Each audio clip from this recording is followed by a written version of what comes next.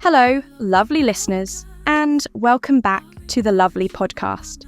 Today's episode takes us deep into the heart of an industry that's booming, evolving, and sparking some pretty serious questions about boundaries, consent, and the price of digital fame. I'm your host, Leah, and joining me today is my dear friend and the voice of reason we all need, Jessica. Hi, everyone. I'm so excited to be here. Though I have to admit, Leah, the story we're discussing today left me speechless. It's a mix of fascinating, disturbing, and completely mind-boggling. Absolutely, Jess. We're talking about one woman's attempt to sleep with 100 men in a single day, a story that sheds light on the extremes of the billion-dollar adult content industry and what people are willing to do for digital fame. Let's start with Lily Phillips, a 23-year-old content creator earning over $100,000 a month on her online platform.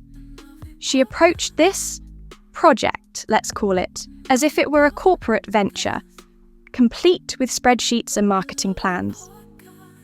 Right. But what's shocking is how little thought was given to safety. They rented an Airbnb and invited strangers from the internet to participate, relying on what can only be called an honor system for STI testing. One participant even flew in from Switzerland without proper verification. It's wild how professionalism on the surface completely fell apart behind the scenes. And the way they found participants was through social media and Lily's subscriber base. But even with that, they were scrambling to find people last minute, which meant dropping what little safety measures they had. The scene inside the Airbnb was something else. Men sitting awkwardly on sofas, waiting for their turn, while a magician performed card tricks to keep them entertained. Can you imagine, Jess? It's like a surreal comedy sketch, but it's real.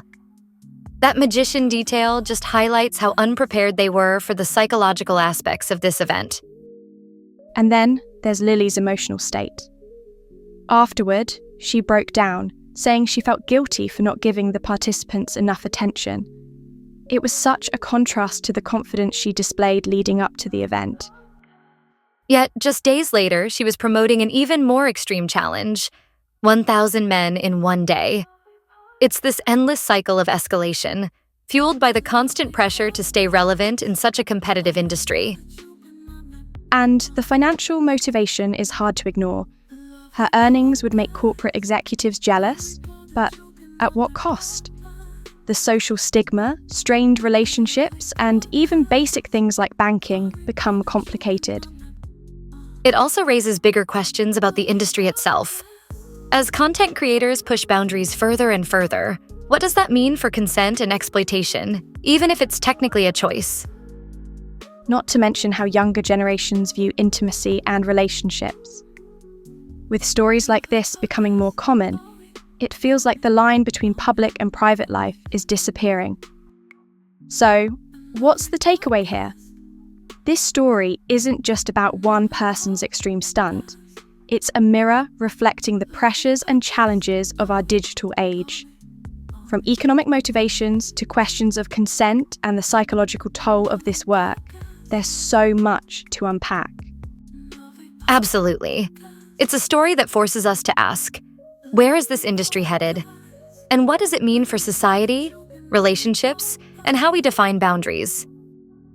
We'd love to hear your thoughts, lovely listeners. Do you think there's a limit to how far people will go for digital fame? Or have we already crossed it? Drop your comments below and let's keep this conversation going. Thanks so much for listening. Don't forget to like, subscribe, and share this episode with someone who'd find it thought-provoking. Until next time, stay curious and take care.